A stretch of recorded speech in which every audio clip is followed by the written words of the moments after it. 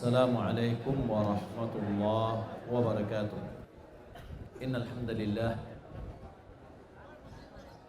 nahmaduhu wa nasta'inuhu wa nastaghfiruh wa na'udzu billahi min shururi anfusina wa min sayyiati a'malina. May yahdihillahu fala mudilla lahu wa may yudlil fala hadiya lahu. Wa asyhadu an la ilaha illallah wahdahu la syarika lah. Wa asyhadu anna Muhammadan abduhu wa rasuluh.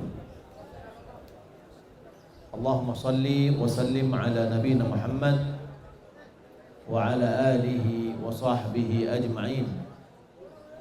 Amma ba'du. Kaum muslimin, Bapak-bapak dan saudara-saudara yang dimuliakan Allah Subhanahu wa taala. Alhamdulillah, segala puji bagi Allah Subhanahu wa taala yang senantiasa mencurahkan nikmat dan karunia-Nya kepada kita. Nikmat yang banyak, karunia yang Allah limpahkan kepada kita. Selalu berikan salam semoga dan anugerah kepada Allah Subhanahu wa taala kepada Nabi kita Muhammad sallallahu alaihi wasallam. Allahumma shalli ala Muhammad wa ala ali Muhammad. Pada pertemuan kita sebelumnya kita telah membahas tentang apa yang kita bahas? Tauhid. Apa arti tauhid? Siapa yang bisa jawab? Ya, silakan. Apa arti tauhid? Assalamualaikum.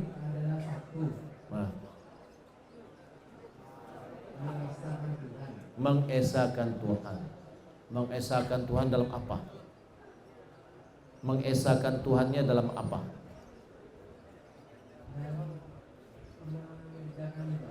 Beribadah kepada Allah Subhanahu wa taala. Iya, silakan. Kita kasih hadiah ya. Baik. Yani tauhid adalah mengesahkan Allah di dalam beribadah. Yani semua yang merupakan kekhususan Allah Subhanahu wa taala, maka kita esahkan Allah Subhanahu wa taala dalam hal itu. Kita telah mempelajari bahwa tauhid itu ada 3 jenis. Siapa yang tahu? Silakan. Iya. Yaitu tauhid. Silakan. Silakan. Tauhid rububiyah, tauhid uluhiyah, dan tauhid asma wa sifat. Masya Allah. Ya, tauhid itu ada 3. Tauhid rububiyah, tauhid uluhiyah, dan tauhid asma wa sifat. Silakan. Kita kasih hadiah. Silakan. Ya. Bisa digunakan, dibaca bukunya. Baik. Tauhid rububiyah yang sudah kita ketahui bahwa mengesahkan Allah Subhanahu wa taala di dalam perbuatan Allah. Bahwa Allah esa di dalam perbuatannya. Tidak ada yang ikut campur dalam perbuatan Allah. Menciptakan, memberi rezeki, menghidupkan, mematikan, mengatur, semuanya itu adalah Allah Subhanahu wa taala. Tidak ada satupun yang ikut campur dalam hal itu. Tauhid uluhiyah adalah mengesahkan Allah dengan perbuatan hambanya. Apa saja perbuatan hamba? Beribadah, menyembah, bersyukur, sholat, puasa. Apa saja ibadah yang dilakukan oleh hamba, maka tertujunya hanya kepada Allah. Ya, yang dituju hanya Allah. Jadi manusia mengesahkan Allah dengan perbuatannya. Jika dia sholat hanya untuk Allah, bukan untuk manusia, bukan untuk yang lain. Jika dia bernazar, itu perbuatan manusia. Bernazarnya hanya untuk Allah. Kalau dia menyembelih hanya untuk Allah. Berdoa itu adalah bagian dari perbuatan manusia. Dia berdoa hanya kepada Allah, tidak kepada yang lain. Kalau dia meminta, dia hanya meminta kepada Allah Subhanahu wa taala, tidak kepada yang lain. Sebagaimana nasihat Nabi SAW kepada anak yang dia nasihati, fa idza sta'anta fa idza sa'alta fas'alillah. Jika engkau meminta, mintalah kepada Allah. Jika engkau minta tolong kepada Allah Subhanahu wa taala. 17 kali kita mengucapkan dalam salat kita, iyyaka na'bud wa iyyaka nasta'in. Ini adalah tauhid uluhiyah. Kita mengatakan hanya kepada Engkau saja kami beribadah. Hanya kepada Engkau saja kami minta tolong. Ya, tidak kepada yang lain, tidak kepada jin, tidak kepada malaikat, tidak kepada manusia, tapi minta tolong hanya kepada Allah semata. Ini yang namanya tauhid. Kemudian tauhid yang ketiga, asma dan sifat. Allah memiliki nama-nama, Allah memiliki sifat-sifat. Maka Allah Subhanahu wa taala tidak ada satupun yang menyerupainya. Walam yakul lahu kufuwan ahad. Laisa kamitslihi syai'un wa huwas samiul basir. Tidak ada satupun yang bisa menyerupainya. Ya, tidak ada satupun dari makhluk ini yang bisa menyerupainya. Wa huwas samiul basir. Dan dia Maha pendengar, lagi dia maha mendengar, lagi maha melihat. Pendengaran Allah tidak sama dengan pendengaran manusia. Penglihatan Allah tidak akan sama dengan penglihatan manusia. Penglihatan manusia sangat terbatas. Penglihatan Allah tidak ada satupun yang bisa menutupnya. Dimanapun juga kita, bagaimanapun juga kita bisa menyembunyikan diri kita, maka Allah pasti melihat. Pasti melihat. Tengah malam kita melakukan sesuatu yang tidak diketahui oleh manusia, pasti Allah akan tahu. Ya. Nah, ini bagian dari tauhid asma wa sifat.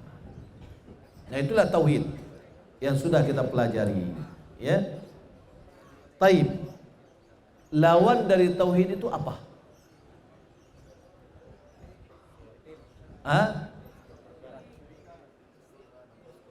Mempersekutukan Allah. Ya, kita kasih nih, silakan.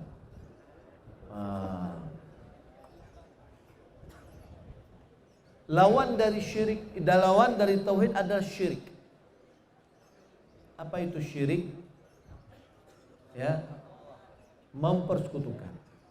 Tauhid mengesahkan, memurnikan seluruh ibadah kita hanya kepada Allah, itu namanya tauhid. Ya, lawannya adalah syirik. Syirik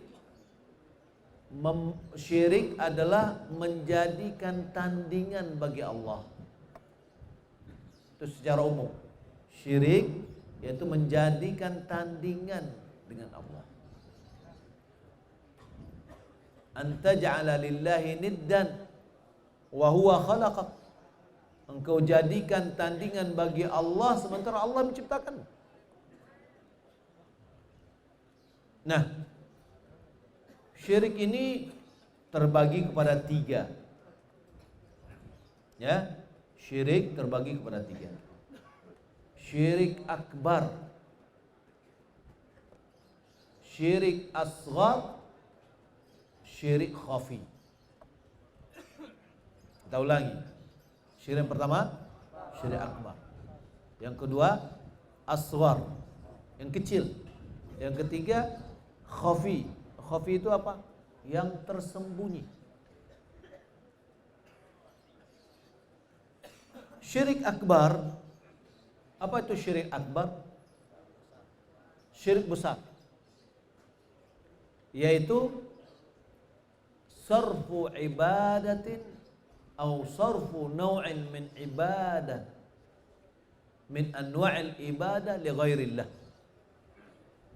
Memberikan satu ibadah dari ibadah-ibadah yang ada kepada selain Allah, maka itu namanya syirik. Apa ibadah? Doa. Seharusnya doa ini kalau tauhid kemana kita berikan? Kepada Allah. Tapi ketika kita berdoa kepada selain Allah, meminta ke kuburan, meminta di bebatuan, meminta-minta di tempat angker, memohon-mohon, meminta kepada jin, minta perlindungan kepada jin, maka itu namanya syirik. Kenapa? Karena yang ibadah tadi seharusnya diberikannya kepada Allah, dia berikan kepada selain Allah. Berarti dia mempersekutukan Allah, membuat tandingan bagi Allah Subhanahu wa taala di dalam beribadah. Apapun ibadah kita, menyembelih, bernazar, itu adalah ibadah.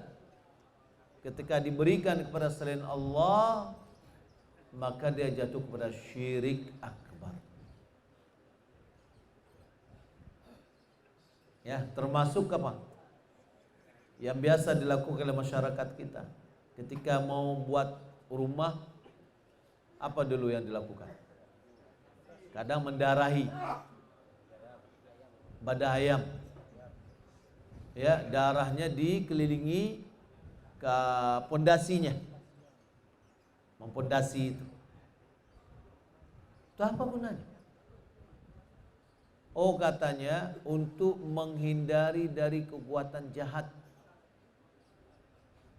Ya, kalau seandainya sudah naikkan PKT, tinggal naikkan kudo-kudo.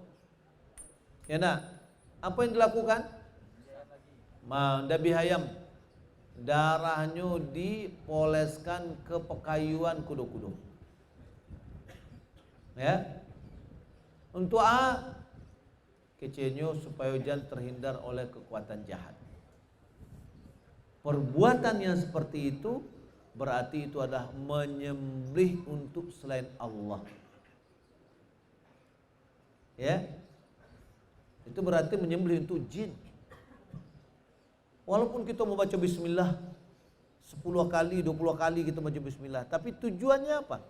Bukan untuk tujuan karena Allah, tapi tujuan untuk terhindarnya, ya, yang mereka anggap sebagai kekuatan jahat.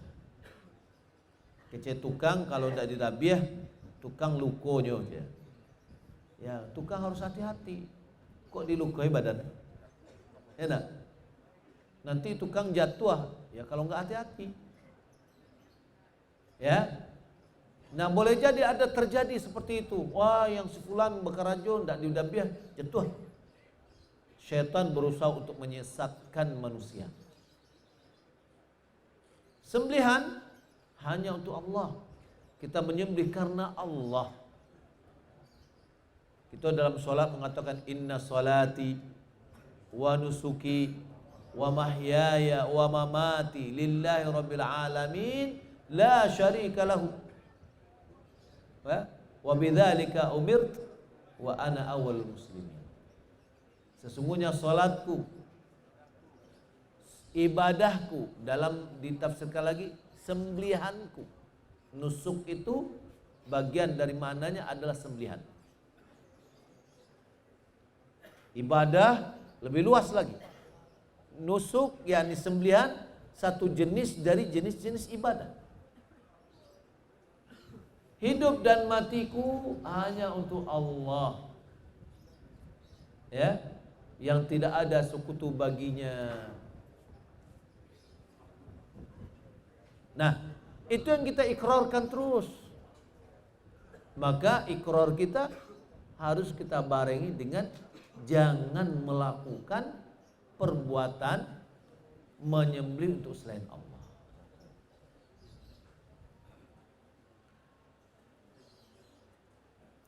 Yang kedua, yang dalilnya ya, bagaimana syirik besar ini?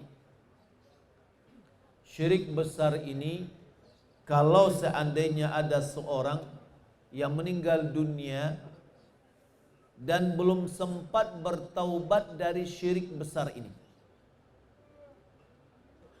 dosanya dia bawa dalam kematiannya, nggak sempat dia bertobat, maka Allah tidak akan mengampuni dosa itu.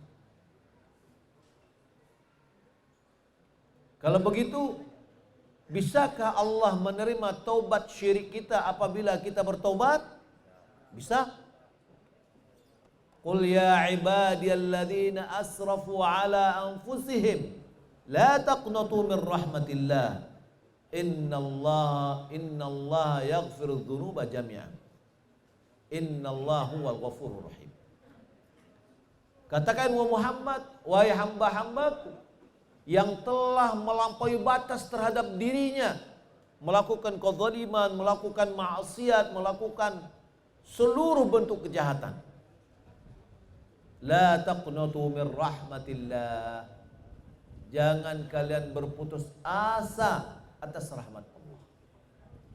Selama kita hidup, nyawa masih di badan kita, bukan sampai di tenggorokan, masih di jiwa kita, maka kita bertobat kepada Allah Subhanahu wa taala, Allah akan terima taubat kita.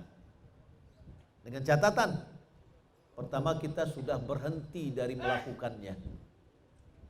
Yang kedua, kita menyesali apa yang telah terjadi dari perbuatan itu. Yang ketiga, bertekad untuk tidak mengulangi kembali.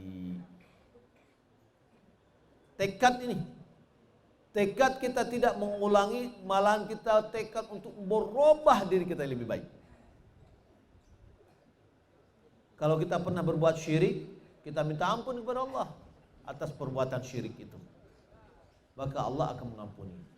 Tapi kalau seandainya seseorang tidak bertobat, bersekukuh dia perbuatannya itu.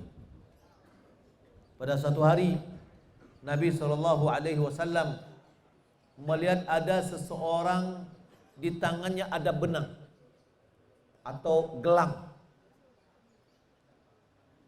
Lalu Nabi tanya, apa ini? Lalu dia menjawab, hadza minal wahan.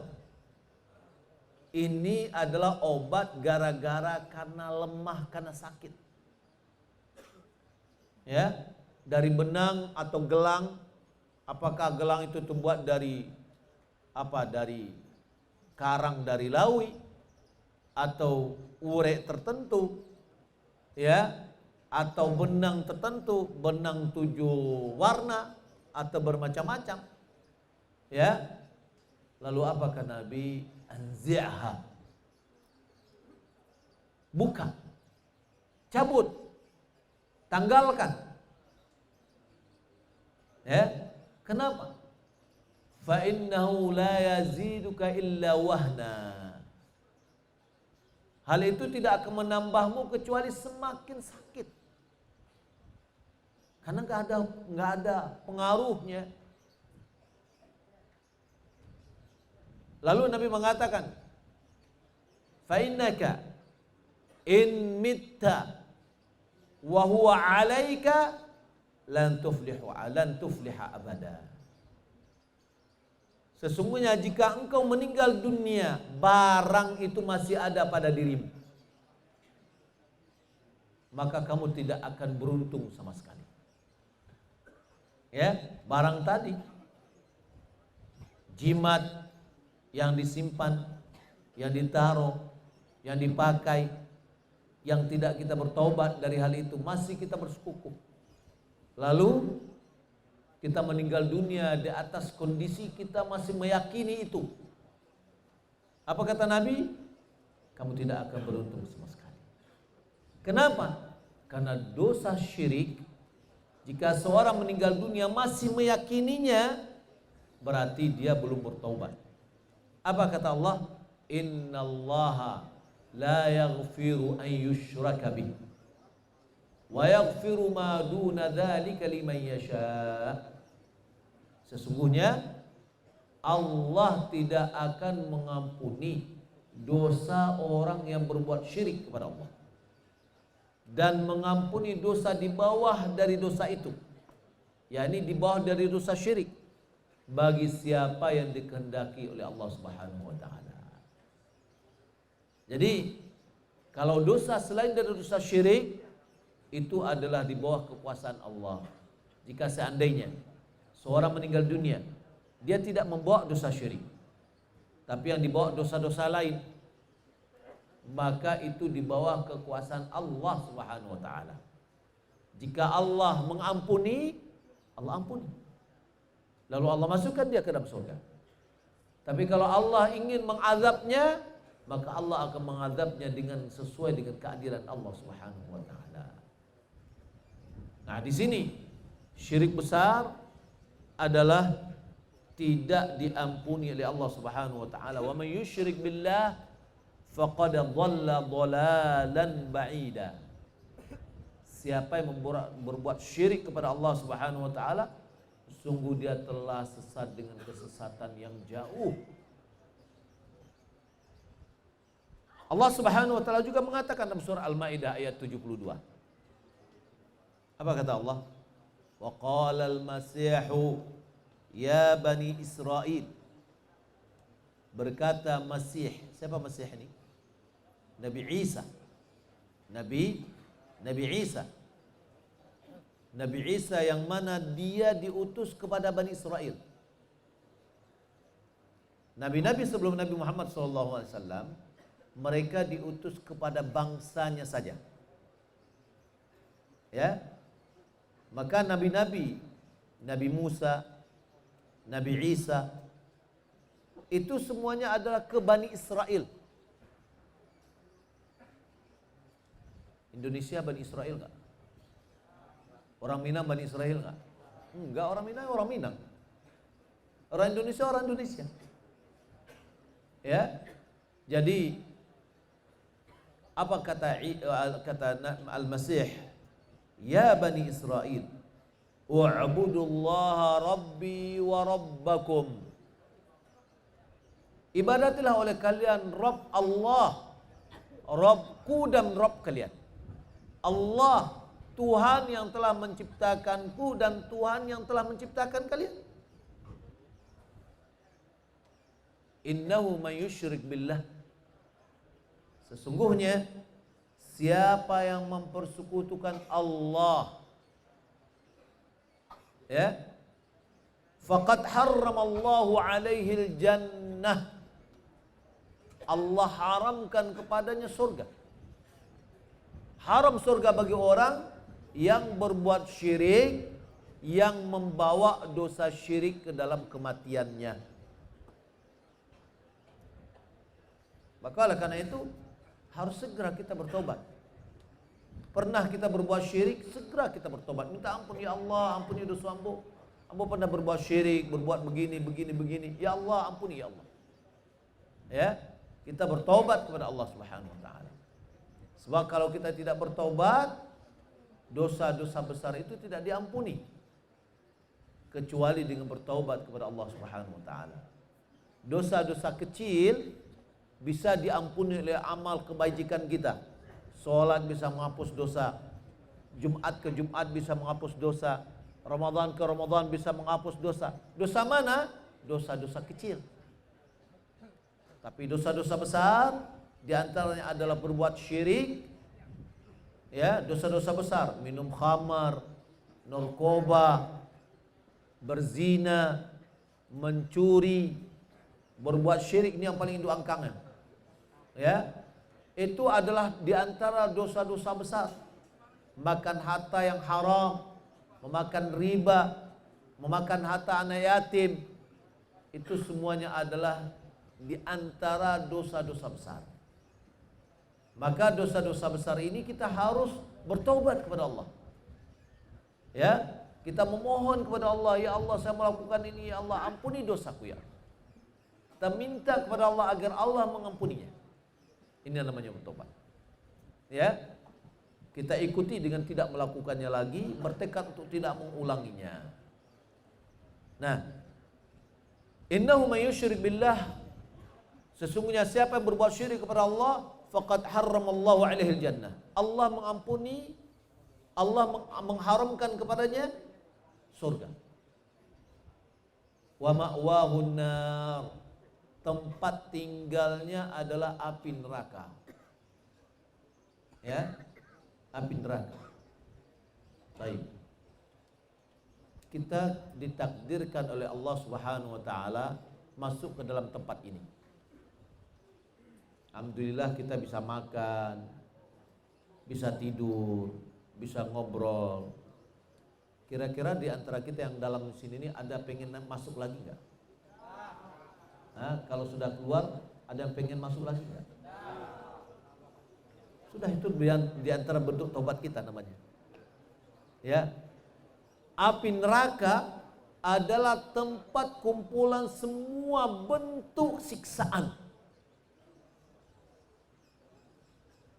Siksaan yang paling ringan adalah siksaan yang diberikan oleh Allah kepada Abu Talib.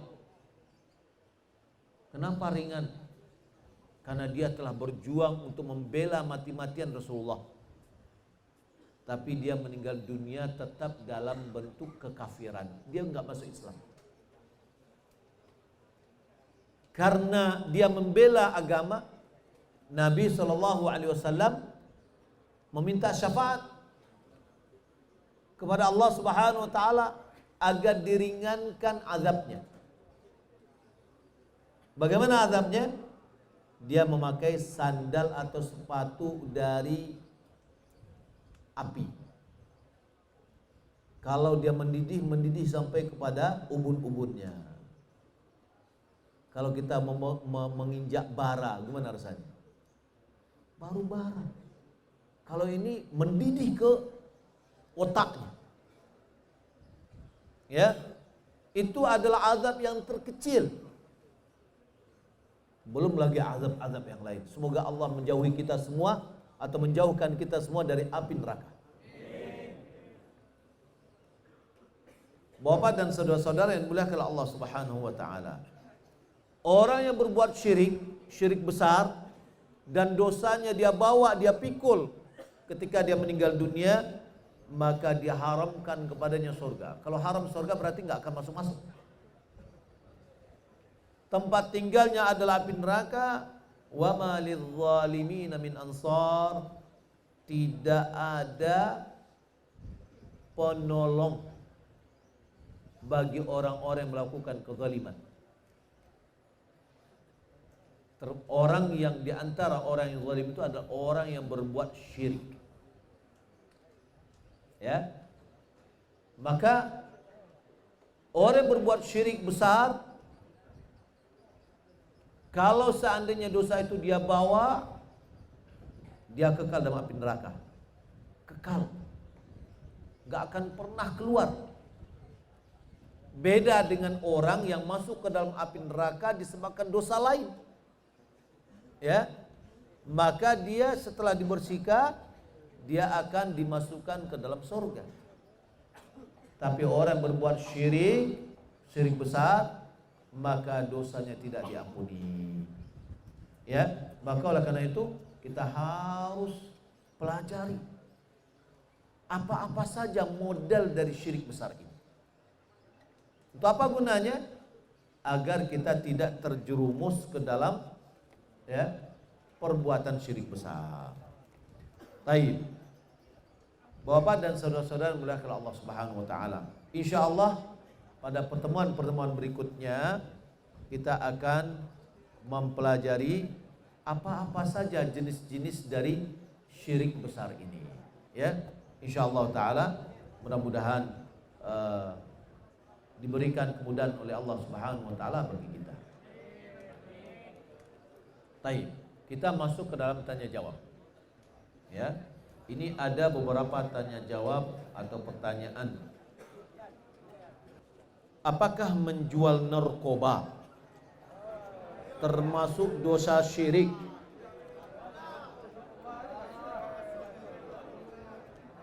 Baik. Mohon penjelasannya Ustaz. Menjual narkoba adalah haram. Harta yang didapatkan adalah haram. Ya. Dia tidak masuk kepada perbuatan syirik. Enggak masuk kepada perbuatan syirik. Dia termasuk perbuatan haram. Ya. Maka oleh karena itu tidak boleh kita menjual. Walaupun uang kita banyak karena mendapatkan itu, kata Nabi SAW, daging yang tumbuh dari harta yang haram, api neraka lebih berhak untuknya. Maka oleh karena itu kita harus jauhkan diri kita dari menjual barang haram tersebut.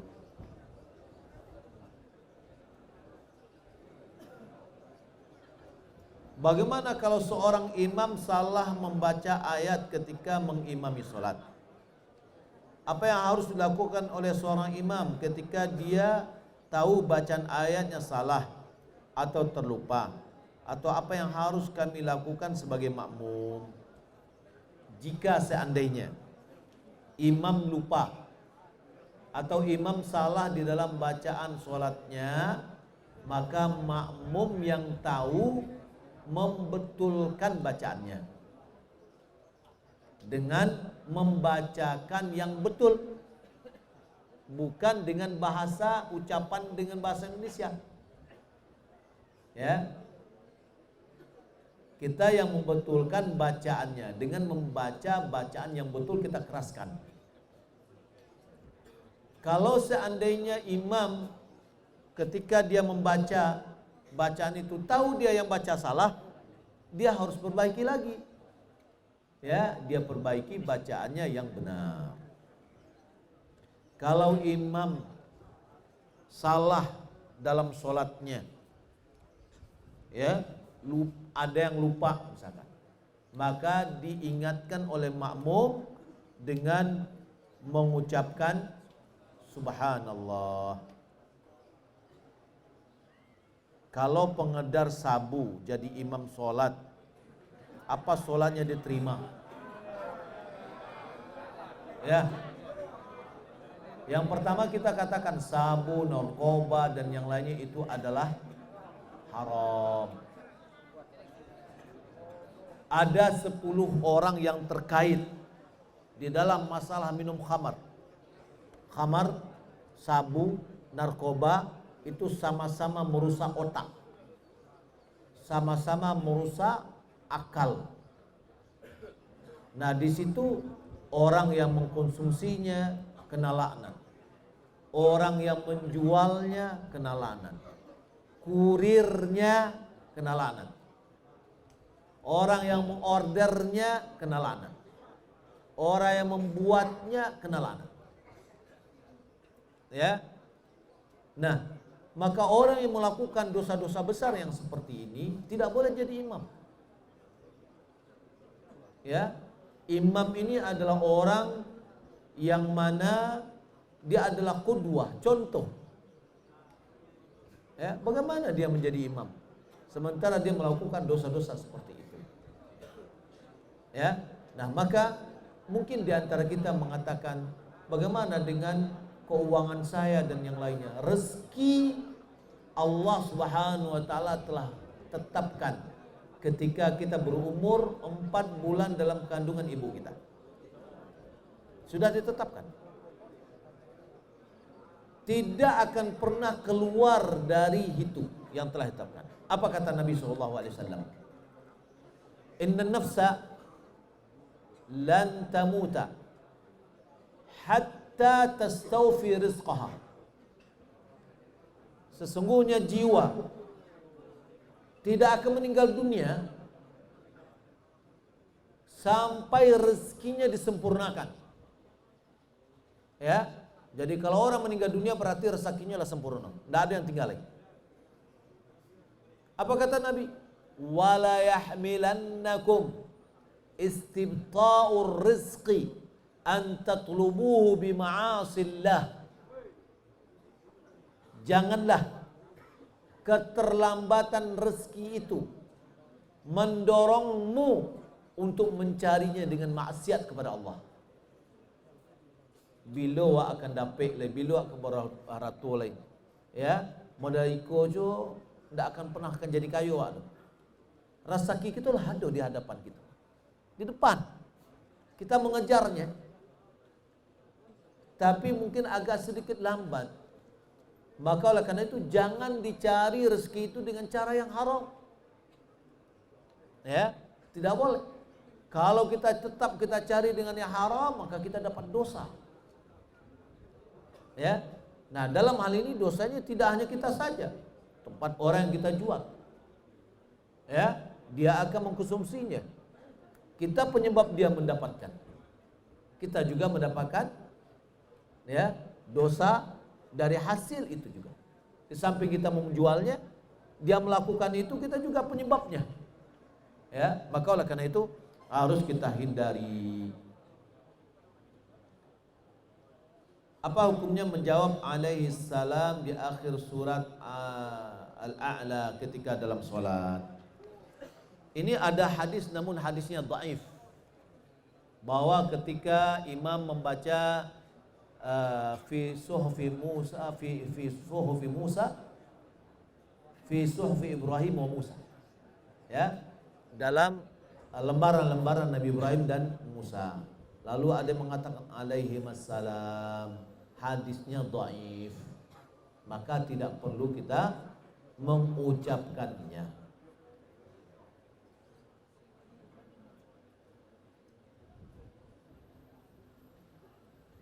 Gimana doa seorang anak yang berbeda agamanya dengan orang tuanya? Misalnya orang tuanya sudah meninggal, si anak mau doakan orang tuanya. Apakah doa anaknya diterima? Kalau seandainya berbeda agama, anaknya muslim dan orang tuanya non muslim, maka tidak sampai jika orang tuanya sudah meninggal dunia.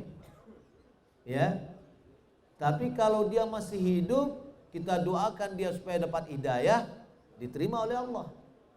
Maka selalulah kita berdoa untuk orang tua kita yang belum ya seagama dengan kita untuk bisa mendapatkan hidayah. Bagaimana pandangan Islam kalau laki-laki memakai perhiasan emas? Emas diharamkan oleh Rasulullah untuk laki-laki. Kalau perak boleh, ya, perak boleh, tapi emas adalah haram. Dalam hadis keluarga Imam Muslim, Nabi SAW awalnya dulu dia pakai cincin emas. Lalu Nabi buka, ini tidaklah layak bagiku. Lalu ada seorang sahabat, dia punya cincin emas. Lalu Nabi Nabi buka, ini tidak layak bagimu. Ya. Kemudian dalam hadis yang lain dikatakan dua hal ini, yaitu emas dan sutra tidak halal bagi laki-laki umatku. Maka sutra, baju sutra juga tidak boleh kita pakai. Nanti di akhirat, di surga, penduduk surga pakaiannya adalah dari sutra. Dalam sebuah hadis Nabi mengatakan, siapa memakai sutra di dunia, maka dia tidak akan memakai lagi di akhirat.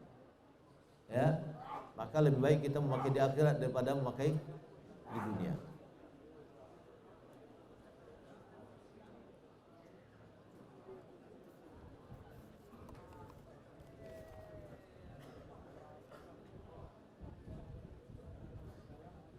Apa hukumnya orang ngaku sebagai haji tapi dia tidak bisa ngaji dan bacaan solatnya belum pas?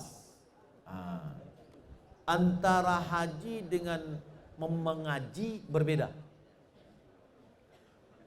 Pelaksanaan haji, jika seandainya seorang sudah mampu untuk melaksanakan haji, ya contoh biayanya untuk ke sana sudah bisa, maka wajib dia pergi haji. Ya, walillahi 'alan nasi hajjul baiti man istata'a ilaihi sabila. Bagi Allah diwajibkan kepada manusia untuk datang ke Masjidil Haram, ya, untuk melaksanakan haji bagi yang mampu melaksanakan perjalanan ke sana. Kalau seandainya sudah mampu untuk melaksanakan, maka wajib baginya, walaupun dia tidak bisa membaca Al-Quran. Namun bagi kita, siapapun kita, mau sudah haji atau belum haji, kewajiban kita sebagai seorang muslim untuk bisa membaca Al-Quran. Kenapa kita katakan wajib? Karena dalam sholat kita membaca Al-Quran, dan kita ingin mendapatkan pahala yang banyak adalah melalui Al-Quran. Kita mendapatkan petunjuk adalah dengan membaca Al-Quran. Membaca Al-Quran itu adalah membaca hurufnya, bukan membaca terjemahannya. Kemudian kita berzikir.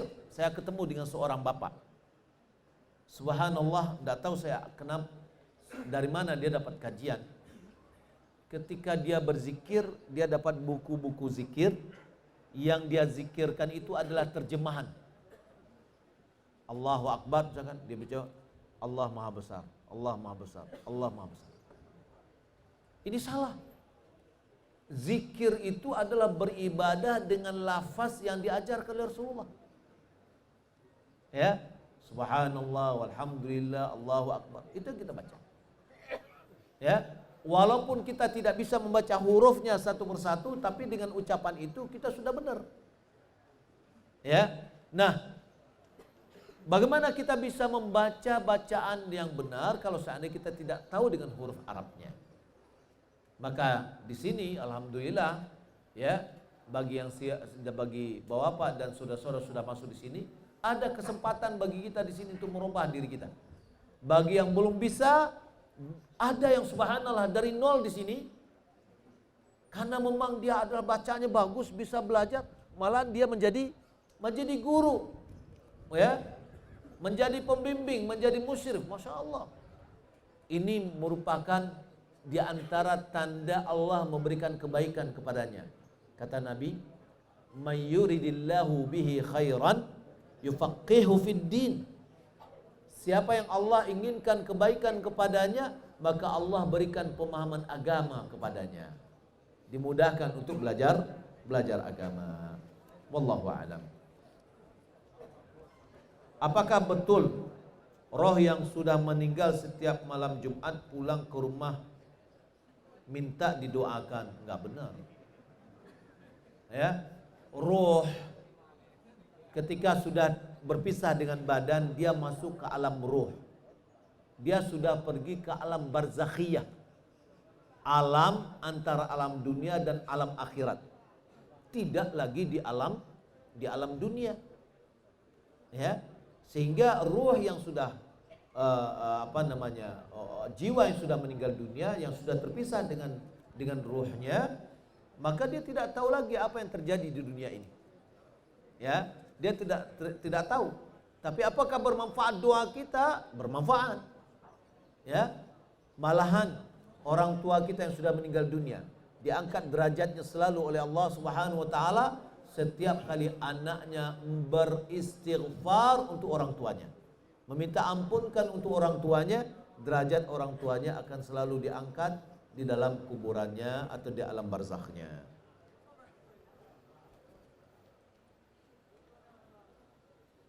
Kalau kita puasa Nabi Daud dari Rabu, apakah di hari Kamis kita boleh puasa lagi? Kalau kita lihat derajat-derajat puasa sunat, puasa yang terbaik adalah puasa Nabi Daud. Yaitu puasa 1 hari puasa, 1 hari tidak. 1 hari puasa, 1 hari tidak. Begitu seterusnya. Ya, itu sudah terbaik lah. Tapi yang lebih terbaik lagi adalah yang continue. Tidak bisa saya mau mengerjakan puasa Nabi Daud sebulan. Enggak. Yang disukai oleh Allah itu adalah amalan yang selalu continue. Seorang sahabat, waktu dia di muda, datang kepada Nabi. Apa katanya? Rasulullah, saya mampu puasa setiap hari. Setiap hari dia puasa, mampu. Apa kata Nabi? Enggak. Engkau puasa 3 hari setiap bulan. 3 hari setiap bulan. Susah enggak tuh? 3 harinya. 3 hari ini kata Nabi, amalan kebajikan dilipat 1, dilipat gandakan menjadi 10. Berarti 3 hari menjadi 30. Maka seakan-akan engkau telah puasa sepanjang masa. Ya, setiap hari 3 hari ini dipertahankan bisa enggak? Sangat memungkinkan. Ya, fa inna ahabal amali ila Allah adwamuha wa in qalla. Amalan yang paling dicintai oleh Allah Subhanahu wa taala adalah yang continue, yang terus menerus yang bisa kita lakukan. Walaupun nilainya sedikit. Salat malam cukup 2 rakaat, tapi itu bisa menjaga seterusnya. Baca Al-Quran, saya coba untuk 2 ayat atau 3 ayat setiap malam, tapi continue terus. Ya, itu lebih baik daripada satu orang membaca 1 malam 1 juz, setelah itu malam-malam berikutnya nggak baca-baca lagi. Ya. Nah, orang bersedekah setiap hari dia bersedekah 1000. Lebih baik daripada sekali bulan Ramadan dia bersedekah 1 juta, 10 juta.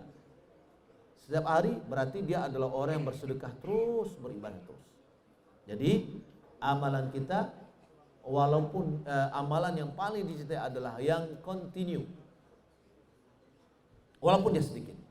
Abdullah bin Amr bin As ini ketika dia sudah tua, sudah mulai fisiknya lemah, yang mana dia masih melaksanakan puasa Nabi Daud. Karena dia mengatakan saya lebih mampu dari itu. Lalu kata Nabi, puasalah dengan puasa saudaraku Daud. Dan tidak ada yang lebih dari itu. Akhirnya dia puasa. 1 hari puasa, 1 hari tidak. 1 hari puasa, 1 hari tidak. Ya, Nabi Daud itu puasanya 1 hari puasa, 1 hari tidak. Tapi kalau dalam berperang dia ke depan. Bukan dia seperti kita. Pada hari berpuasa kita tidak bisa berbuat apa-apa. Karena surah kata, aduh, ambo latihan pada itu, ambo sedang berpuasa. Enggak, tetap aktivitasnya berjalan terus. Ya. Nah, apa kata Abdullah bin Amr bin As? Kalau alangkah indahnya yo, kalau seandainya ambo menerima tawaran Rasulullah dahulu, sehingga bisa mempertahankan sampai di akhir hayatnya dia melakukan ibadah tersebut. Nah, maka kalau kita lihat orang yang menjalankan puasa Nabi Daud bagus. Rabu dia puasa, Kamis nggak puasa dia. Jumat dia puasa, Sabtu nggak puasa. Begitu seterusnya. Pas ada ketepatan dia puasa Sabtu, Minggu enggak, Senin puasa, Selasa tidak, Rabu puasa, Kamis tidak. Begitu nanti ada Kamis yang dia dapatkan. Ya. Taib. Saya tidak berniat membunuh. Akan tetapi dia mati akibat dari perbuatan saya terhadapnya. Apakah perbuatan saya termasuk dosa besar dan bagaimana cara agar dosa saya diampuni? Ya. Boleh jadi ada seorang yang dia tidak punya niat di awal untuk membunuh. Tapi karena kondisi akhirnya dia membunuh. Maka dalam hukum Islam ada membunuh yang disengaja, ada yang syibih mirip dengan disengaja, ada yang tidak disengaja. Tidak disengaja, contoh dia melempar batu. Dia lempar batu itu ke burung misalkan. Taunya dia tidak tahu ada orang. lalu sama batu ini kena kepalanya, taunya mati. Itu namanya membunuh yang tidak disengaja. Kalau bunuh mirip dengan sengaja adalah membunuh dengan senjata-senjata atau alat yang bisa membunuh. Ya, maka itu namanya mirip dengan sengaja. Kalau bunuh sengaja sudah dia punya niat, ya, untuk membunuh. Lalu dalam membunuh ini bagaimana? Ada cara tobatnya. Yang pertama adalah kita meminta maaf kepada orang yang korban dan harus membayar diyah namanya. Kalau dia menuntut keuangan, kita kasih. Karena diyah di dalam pembunuhan ini adalah 100 onta. Kita orang tadi keluarga meminta keuangan, kita kasih. Bentuk kejujuran kita, karena ini adalah hak. Ya, nanti yang terbunuh itu akan menuntut kita nanti di akhirat. Kenapa dia dibunuh? Ya. Lalu untuk kita sendiri adalah berpuasa. Dalam bentuk kafarat kita adalah berpuasa 2 bulan berturut-turut. Ya, itu adalah bentuk kita bertobat kepada Allah Subhanahu wa taala. Wallahu taala alam. Ya, ini yang dapat kita sampaikan. Masih ada beberapa pertanyaan yang yang banyak ya, yang belum mampu kita kita jawab, dan buku ini kita titipkan di sini, silakan untuk dibaca ya. Silakan mau dibaca bawa ke kamar untuk dibacanya, silakan nanti dikumpulin lagi taruh di masjid ya, sehingga bisa dibaca untuk mengisi waktu. Demikian yang dapat saya sampaikan, semoga bermanfaat. Muhammadin wa ala alihi wa sahbihi ajma'in. Wassalamualaikum warahmatullahi wabarakatuh.